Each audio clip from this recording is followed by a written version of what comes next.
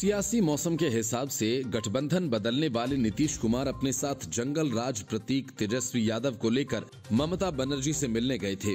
अंदाजा तो तभी हो गया था कि कोलकाता में उनकी बात बनेगी नहीं, और हुआ भी वही।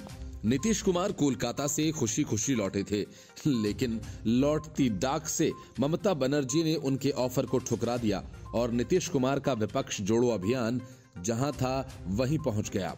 असल में नीतीश कुमार बंगाल में कांग्रेस और कम्युनिस्टों के लिए सीट मांगने गए थे कि ममता बनर्जी की कुर्बानी से कांग्रेस और कम्युनिस्टों को कुछ सीटें मिल जाएं, लेकिन ममता ने इस ऑफर को ही ठुकरा दिया। ममता ने दो टूक कह दिया कि कांग्रेस को तृणमूल कांग्रेस और लेफ्ट में से किसी एक को चुनना होगा, तभी बात आगे बढ़ सकती है। नीतीश कुमार 2024 से पहले प्रधानमंत्री नरेंद्र मोदी के मुकाबले राष्ट्रीय स्तर पर एक प्रभावी गठबंधन बनाने की कवायद में जुटे हुए हैं, और इसी सिलसिले में नीतीश ने हाल ही में दिल्ली में कांग्रेस नेता राहुल गांधी से मुलाकात की और फिर कोलकाता में ममता और लखनऊ में अखिलेश यादव से मिले। इस भाग दौड़ का मकसद अगले लोकसभा चुनाव में पीएम मोदी को अपने चक्रव्यूह में फंसाना है। हालांकि नीतीश की कोशिश परवान चढ़ती नहीं दिख रही।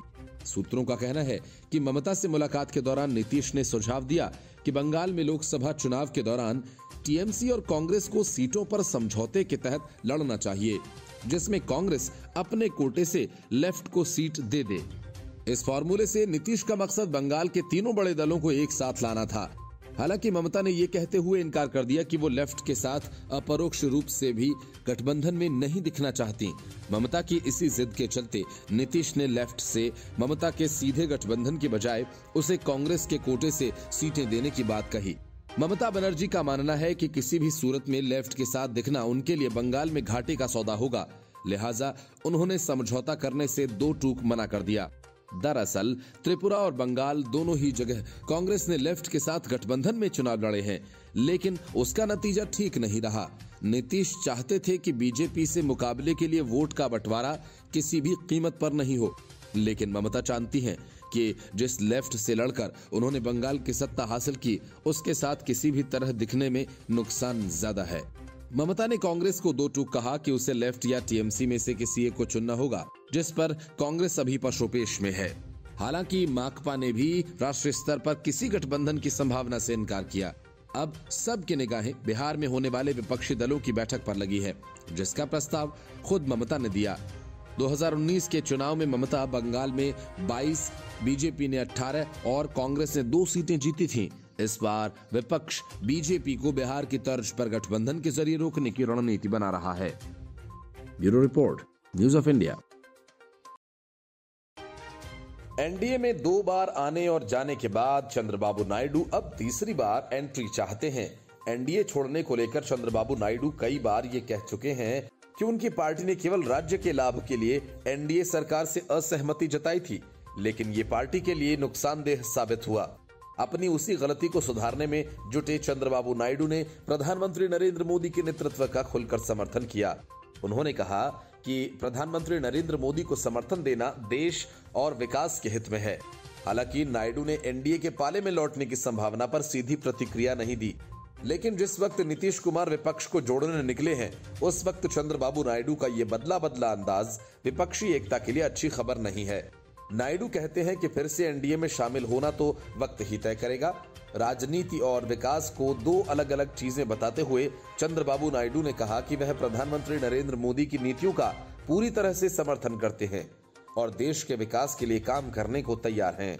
उन्होंने कहा कि विकास और राजनीति को अलग अलग चश्मे से देखा जाना चाहिए। चंद्रबाबू नायडू ने प्रधानमंत्री नरेंद्र मोदी के नेतृत्व का खुलकर समर्थन किया है। उन्होंने कहा कि पीएम नरेंद्र मोदी का समर्थन देना देश और विकास के हित में है। नायडू ने कहा कि वह 2047 के लिए मोदी के भारत की दृष्टिकोण का पूरी तरह से समर्थन कर रहे हैं। उन्होंने कहा कि नरेंद्र मोदी जब देश के विकास के बारे में सोच रहे हैं तो उनके रास्ते पर चलने में क्या बुराई है। मैं आंध्र प्रदेश को विशेष राज्य का दर्जा हासिल करने और बंटवारे के दौरान आंध्र प्रदेश को किए गए वादों को पूरा करने के लिए ही एनडीए से अलग हुआ हूं। मैं कभी भी मोदी या भाजपा के खिलाफ नहीं था। उन्होंने कहा कि भारत को दुनिया में नंबर 1 बनाना भी सपना है और मोदी देश को ठीक ऐसे ही रास्ते पर ले जा रहे हैं। उन्होंने कहा कि देश के विकास में राजनीतिक मुद्दे आड़े नहीं आने चाहिए। उन्होंने कहा कि किसी भी राजनीतिक दल को राष्ट्रीय हितों की बलि देकर संकीर्ण राजनीतिक मुद्दों पर नहीं लड़ना चाहिए। 2014 में आंध्र प्रदेश से अलग होकर तेलंगाना राज्य बना था। उसके बाद टीडीपी ने भाजपा और पवन कल्याण की जनसेना की मदद से सरकार बनाई। हालांकि 2019 के विधानसभा चुनावों से पहले दोस्ती फीकी पड़ गई, क्योंकि पवन कल्याण ने चंद्रबाबू नायडू और उनके बेटे लोकेश पर भ्रष्टाचार का आरोप लगाया। टीडीपी ने उस समय केंद्र की सत्ताधारी कांग्रेस पर आंध्र प्रदेश राज्य के त्रुटिपूर्ण विभाजन का आरोप लगाया। टीडीपी ने मार्च 2018 में भाजपा के साथ अपना गठबंधन वापस ले लिया। इसने आरोप लगाया कि मोदी के शासन में आंध्र प्रदेश में अन्याय हुआ। अमित शाह ने उनके बाहर निकलने पर प्रतिक्रिया दी और कहा कि एनडीए ने चंद्रबाबू नायडू के लिए हमेशा के लिए दरवाजे बंद कर दिए हैं। गठबंधन छोड़ने को लेकर नायडू को खेद है। नायडू पहले भी कई बार कह चुके हैं कि उनकी पार्टी ने केवल राज्य के लाभ के लिए एनडीए सरकार से असहमति जताई थी, लेकिन ये पार्टी के लिए नुकसानदेह साबित हुआ। Bureau report, news of India. Arvind Kejriwal एक मामले में अमेरिका के प्रेसिडेंट से भी आगे निकल गए हैं। वो मामला है बंगले के रेनोवेशन का। अमेरिका में प्रेसिडेंट्स को 1 करोड़ से भी कुछ कम रेनोवेशन के लिए मिलता है, लेकिन केजरीवाल तो उससे काफी ज्यादा आगे निकल गए।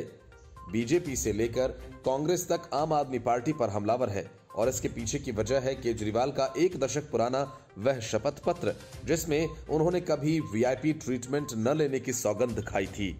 केजरीवाल के बंगले की मरम्मत उस वक्त हो रही थी जब दिल्ली कोरोना वायरस से जूझ रही थी। प्रवासी मजदूरों को बड़ी चालाकी से खदेड़ा जा रहा था और इलाज के नाम पर आम आदमी पार्टी आरोपों की सियासत कर रही थी।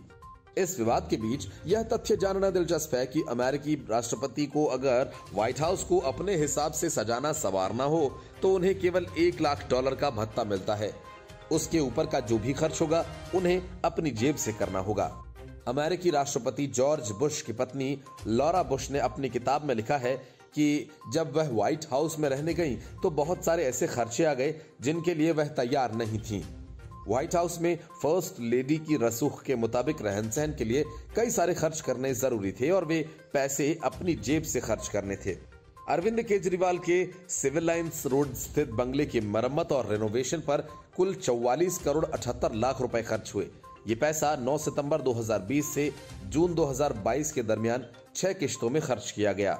दस्तावेजों के मुताबिक केजरीवाल के घर में इंटीरियर डेकोरेशन 11 करोड़ 30 लाख रुपए, पत्थर और मार्बल फ्लोरिंग 6 करोड़ 2 लाख रुपए, इंटीरियर कंसल्टेंसी में 1 करोड़ रुपए, इलेक्ट्रिक फिटिंग और सामान में 2 करोड़ 58 लाख रुपए, फायर फिटिंग में 2 करोड़ 85 लाख रुपए, वार्डरोब, अलमारी इत्यादि में 1 करोड़ 41 लाख रुपए, किचन एंड अप्लायंसेज में 1 करोड़ 1 लाख रुपए खर्च हुए। केजरीवाल के घर में पर्दे लगे, उनकी कीमत 1 करोड़ रुपए से ज्यादा है। इसी तरह मार्बल फ्लोरिंग में 3 करोड़ से ज्यादा रुपए लगे। वार्डरोब पर 40 लाख रुपए, दीवार की साज सज्जा पर 4 करोड़ से अधिक और 2 किचन पर 64 लाख से अधिक खर्च किए गए। साथ ही 20 लाख रुपए की खास कालीन लगाई गई है। इसके अलावा केजरीवाल के कैंप ऑफिस में 8 करोड़ 11 लाख रुपए खर्च कर रेनोवेशन करवाया गया। सोशल मीडिया पर भी केजरीवाल के बंगले को लेकर हलचल है और ट्रेंड कर रहा है। तमाम लोग अरविंद केजरीवाल के 10 साल पुराने उस शपथ पत्र को शेयर कर रहे हैं जिसमें उन्होंने वीआईपी कल्चर खत्म करने की सौगंध ली थी। इस शपथ पत्र में उन्होंने कहा था, मैं न तो कभी बड़ा बंगला लूंगा और न ही नेताओं की तरह वीआईपी सुविधाएं मांगूंगा। सामान्य आदमी की तरह 2 कमरे के बंगले में रहूंगा। अरविंद केजरीवाल के बंगले को लेकर बीजेपी ने तीखी प्रतिक्रिया दी है। पार्टी के राष्ट्रीय प्रवक्ता संबित पात्रा ने तंज कसते हुए कहा कि दावा था कि गाड़ी नहीं लेंगे, ऑटो में लटक कर चलेंगे, बंगला नहीं लेंगे, लेकिन घर के पर्दे पर 1 करोड़ रुपए खर्च कर दिए। दिल्ली बीजेपी के अध्यक्ष वीरेंद्र सचदेवा ने एक बयान में कहा कि केजरीवाल घर में नहीं बल्कि महल में रहते हैं। उनके घर की रेनोवेशन तब हुई जब पूरी दिल्ली कोरोना वायरस से जूझ रही थी। दिल्ली के लोगों को जवाब देना चाहिए और इस्तीफा देना चाहिए। Bureau report, news of India. आरोप लगाकर खिसक जाने के चक्कर में राहुल गांधी की सांसद की सदस्यता छिन गई, बंगला छिन गया, 2 साल की सजा अलग से मिल गई। ऐसे ही एक मामले में दिग्विजय सिंह फंस गए हैं, जिनके खिलाफ अदालत ने मानहानि का मामला तय कर दिया है और अब बारी उनको सजा सुनाए जाने की है। उन पर भोपाल कोर्ट ने धारा 500 के तहत आरोप तय किए हैं।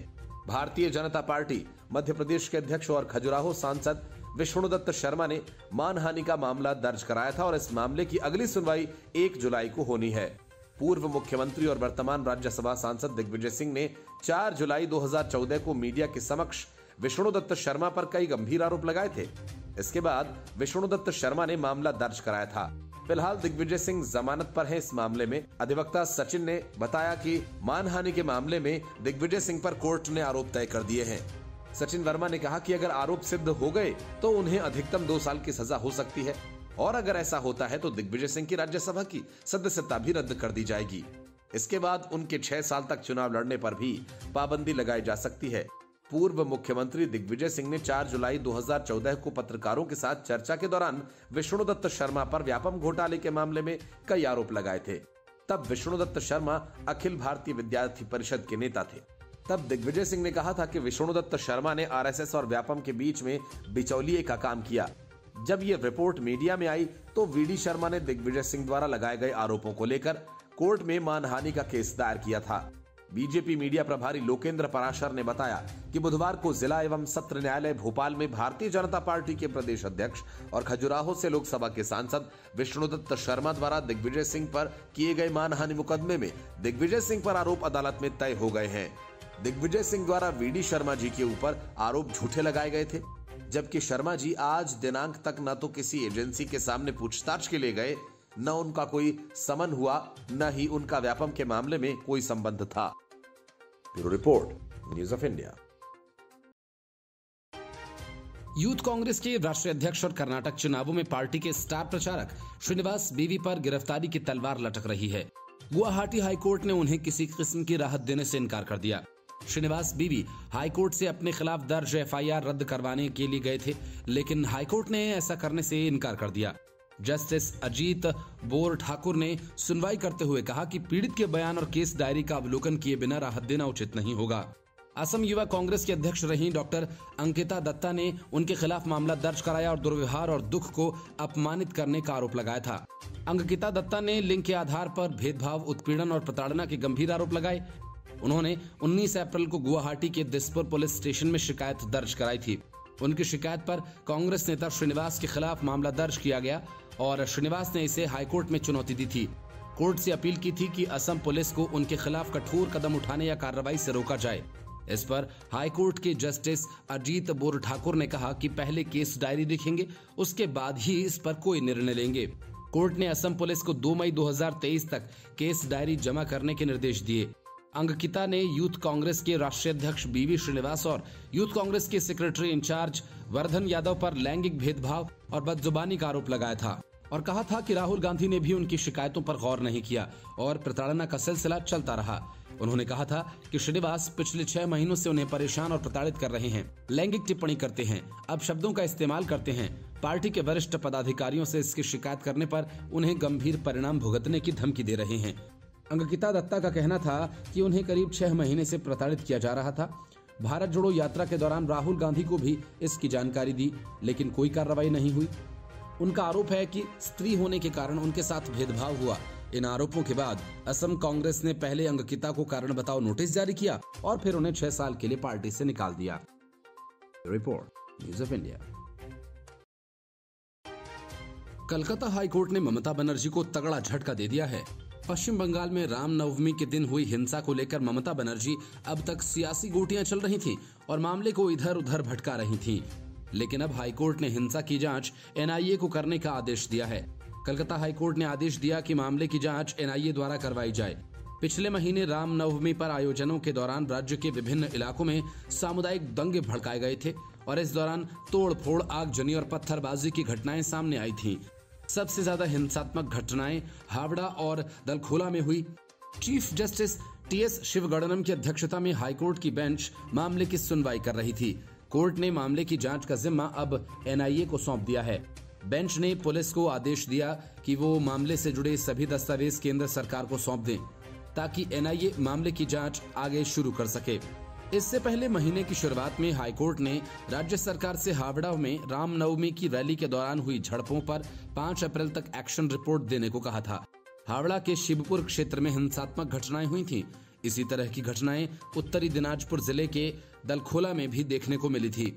कोर्ट भाजपा नेता शुभेंदु अधिकारी की जनहित याचिका पर सुनवाई कर रही थी, जिसमें मामले की एनआईए जांच की मांग की गई थी। उन्होंने अपनी याचिका में कहा था कि मैंने स्थिति पर काबू पाने, कानून व्यवस्था की बहाली और निर्दोष लोगों की जान बचाने के लिए ऐसे क्षेत्रों में एनआईए जांच और केंद्रीय बलों की तत्काल तैनाती के लिए प्रार्थना की है।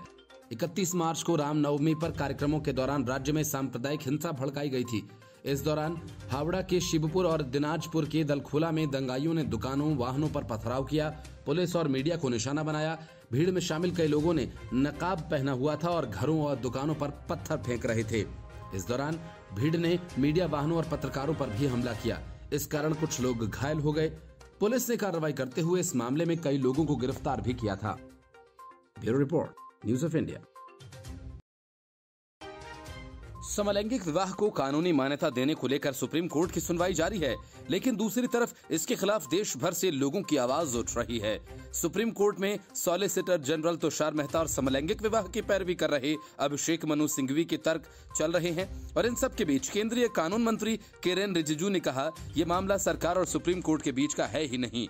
इससे पहले सुप्रीम कोर्ट में 2 सुनवाइयों के दौरान केंद्र की तरफ से पेश सॉलिसिटर जनरल तुषार मेहता ने दलील दी थी कि यदि समलैंगिक विवाह को कानूनी दर्जा मिल गया तो ऐसे 160 कानून हैं जिनमें बदलाव करना होगा।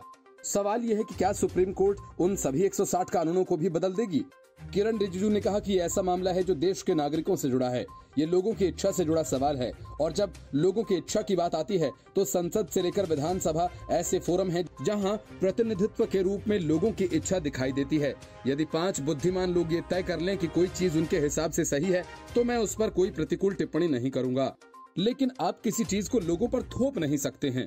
रिजिजू ने साफ कहा कि सुप्रीम कोर्ट डायरेक्शन तो दे सकता है, लेकिन जब किसी ऐसे मामले की बात आती है जो देश के प्रत्येक नागरिक से जुड़ा है तब कोर्ट उचित फोरम नहीं है जो कोई फैसला ले सके। सुप्रीम कोर्ट में चीफ जस्टिस DY चंद्रचूड़ की अगुवाई वाली 5 जजेस की संविधान बेंच सेम सेक्स मैरिज के मामले पर 18 अप्रैल से लगातार सुनवाई कर रही है।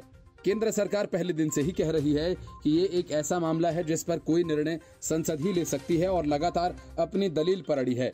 केंद्र सरकार की तरफ से पेश सॉलिसिटर जनरल तुषार मेहता ने दलील दी कि यदि सेम सेक्स मैरिज को कानूनी मान्यता दे दी जाए तो तमाम अड़चनें पैदा हो सकती हैं और आखिरकार संसद को ही हस्तक्षेप करना होगा।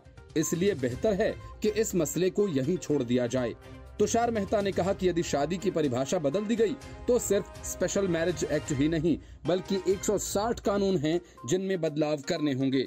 मेहता ने सवाल किया, क्या ऐसी परिस्थिति में सुप्रीम कोर्ट सुपर संसद बनकर 160 कानूनों में संशोधन करेगा? मेहता ने सेक्सुअल ओरिएंटेशन की परिभाषा की जटिलता का भी जिक्र किया और कहा कि रुचि के आधार पर 72 अलग अलग ग्रुप्स हैं।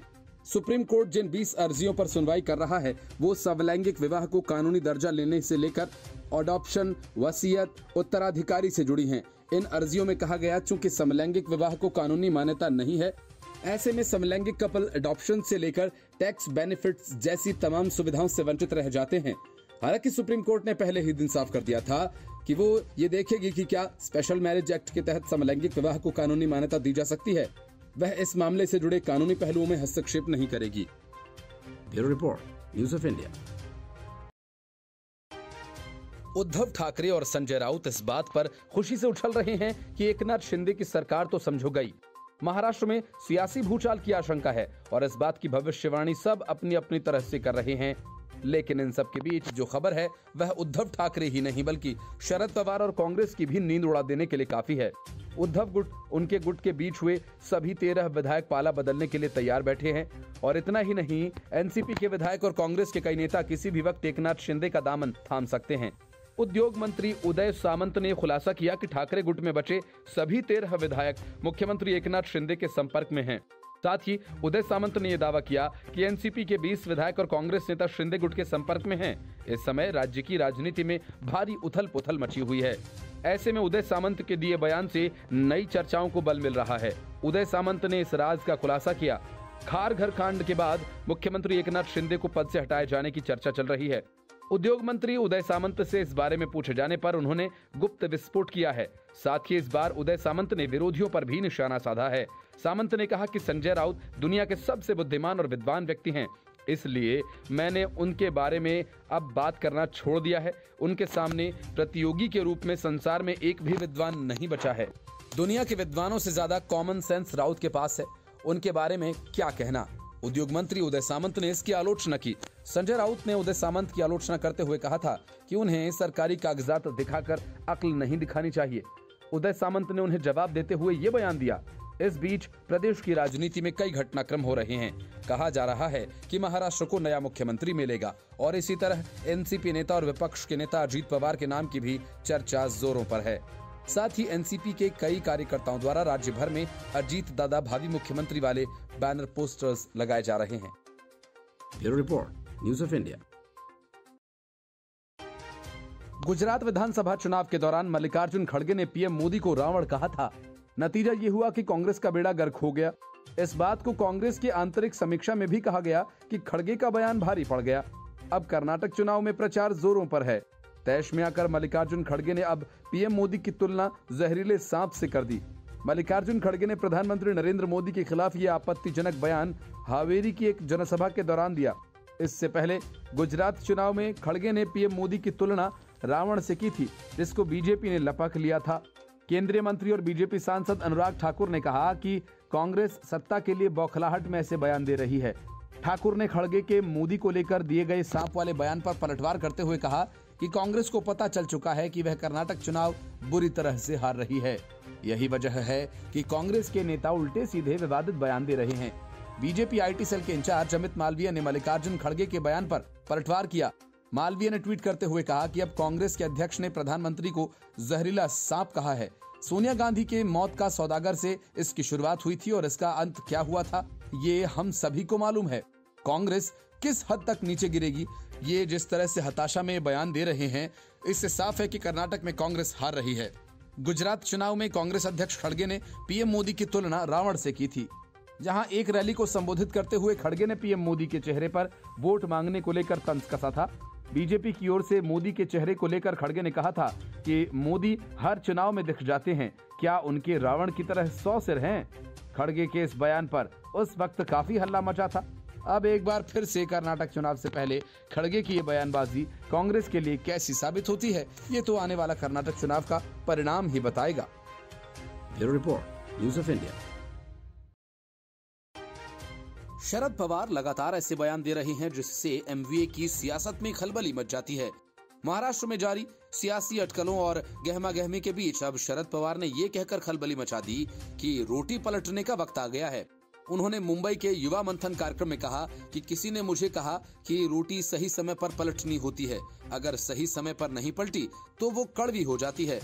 अब सही समय आ गया है रोटी पलटने का, उसमें देरी नहीं होनी चाहिए। इस बारे में पार्टी के वरिष्ठ नेताओं को आग्रह करूंगा कि वो इस पर काम करें। पूर्व मुख्यमंत्री शरद पवार का ये बयान ऐसे समय में आया जब उनके भतीजे और एनसीपी नेता अजीत पवार के अगले राजनीतिक कदम को लेकर कई अटकलें लगाई जा रही हैं। दावा ये किया जा रहा है कि वह बीजेपी के साथ हाथ मिला सकते हैं। हालांकि इन दावों को अजीत पवार और शरद पवार खारिज करते रहे हैं। हाल ही में अजीत पवार एनसीपी की बैठक में शामिल नहीं हुए थे और इस पर उन्होंने ये कहा कि मेरे बारे में कई तरह की अटकलें लगाई गई और अफवाहें फैलाई गई। बिना किसी कारण के मेरे चारों ओर संदेह का घेरा बना दिया गया, लेकिन किसी भी अफवाह में फंसे बिना मैं अपना काम जारी रखे हुए हूँ। अजीत पवार ने कहा था कि उनकी पार्टी 2024 में होने वाले राज्य विधानसभा चुनाव का इंतजार किए बिना अभी भी महाराष्ट्र के मुख्यमंत्री पद पर दावा कर सकती है। ये पूछने पर कि क्या एनसीपी अगले साल होने वाले विधानसभा चुनावों में मुख्यमंत्री पद पर दावा करेगी, उन्होंने कहा कि 2024 क्यों, हम अभी भी दावा करने को तैयार हैं। शरद पवार लगातार ऐसे बयान दे रहे हैं कि जिसको लेकर बहुत सी चर्चा हो रही है। हाल ही में उन्होंने कांग्रेस सहित अन्य विपक्षी दलों से अलग राय रखते हुए कहा था कि अडानी ग्रुप के मामले में जेपीसी जांच की जरूरत नहीं है। इस पर कांग्रेस ने कहा था कि ये उनकी निजी राय है, हमारे साथ इस मुद्दे पर 19 दल साथ हैं। Bureau report, news of India. पहले शराब घोटाला, फिर गुपचुप की गई अरविंद केजरीवाल की शाहखर्ची का भांडा जब से फूटा है तब से अरविंद केजरीवाल भाषाई मर्यादा का पालन करना भूल गए। चौतरफा मुश्किलों में फंसे अरविंद केजरीवाल जिस वक्त मनीष सिसोदिया की बीमार पत्नी से मिलने अपोलो हॉस्पिटल गए, उस वक्त दिल्ली में केजरीवाल के 45 करोड़ वाले रंग महल को लेकर तूफान मचा हुआ था। लेकिन अरविंद केजरीवाल अपनी नवाबी ठाट पर टिप्पणी करने की जगह हॉस्पिटल चले गए और उसके बाद एक ट्वीट आया। शराब घोटाले में तिहाड़ में बंद मनीष सिसोदिया की पत्नी को लेकर केजरीवाल ने अपने ट्वीट में लिखा, सीमा को बहुत ही गंदी बीमारी है। अब उनके इस ट्वीट पर लोग भड़क गए। सोशल मीडिया यूजर्स ने उनके इस ट्वीट पर आपत्ति जताते हुए कहा कि उन्हें इस तरह की भाषा का इस्तेमाल नहीं करना चाहिए था। अरविंद केजरीवाल ने ट्वीट किया और कहा कि अभी सीमा भाभी मनीष जी की पत्नी से अस्पताल में मिलकर आ रहा हूं। कल से वो अस्पताल में भर्ती हैं। उन्हें मल्टीपल स्क्लेरोसिस बीमारी है, बहुत ही गंदी बीमारी है। उनके अच्छे स्वास्थ्य के लिए भगवान से प्रार्थना करता हूं। सीएम केजरीवाल के इस ट्वीट पर सोशल मीडिया पर बवाल मचा हुआ है। सोशल मीडिया यूजर्स दिल्ली के सीएम को ट्रोल करते हुए कई तरह की प्रतिक्रियाएं दे रहे हैं। एक ट्विटर यूजर ने लिखा, केजरीवाल बहुत ही गंदी बीमारी है, ये लिखने की क्या जरूरत थी, गंभीर लिख सकते थे, गंदी लिखकर तुमने अपने शिक्षण का परिचय दिया। एक अन्य यूजर ने लिखा, बीमारी बीमारी होती है, उसमें अच्छा या गंदा क्या है। एक यूजर ने पूछा कि बहुत ही गंभीर बीमारी है या बहुत ही गंदी बीमारी है। एक अन्य यूजर ने लिखा कि मुझे लगता है कि अरविंद केजरीवाल जी ने गंदी बीमारी शब्द प्रयोग व्याधि की गंभीरता और रोगी पर उसके प्रभाव के दृष्टिगत किया है। उनकी व्यथा का प्रकटीकरण है इसमें। गंदी बीमारी शब्द को लेकर उनको ट्रोल करने से बचना चाहिए। एक ट्विटर अकाउंट से लिखा गया कि आदरणीय सर, किसी को कितनी भी गंदी बीमारी क्यों ना हो, उसे इस प्रकार सार्वजनिक करना उचित नहीं है। ये मरीज की मर्यादा का उल्लंघन है। शारीरिक व्याधि से पीड़ित मरीज को इससे मानसिक त्रास भी पहुंचता है। मल्टीपल स्क्लेरोसिस एक बीमारी है और इसमें इंसान शरीर पर अपना नियंत्रण खो देता है। इससे दिमाग और शरीर का आपस में कनेक्शन टूट जाता है, जिससे नसें काम करना बंद कर देती हैं। डॉक्टर्स का ये मानना है कि एक दुर्लभ और गंभीर बीमारी है। लाखों में से एक को ही ये बीमारी होती है। सीमा सिसोदिया पिछले 23 सालों से मल्टीपल स्क्लेरोसिस ऑटो इम्यून नामक बीमारी से ग्रसित हैं। उनका लंबे समय से इंद्रप्रस्थ अपोलो अस्पताल में इलाज चल रहा है।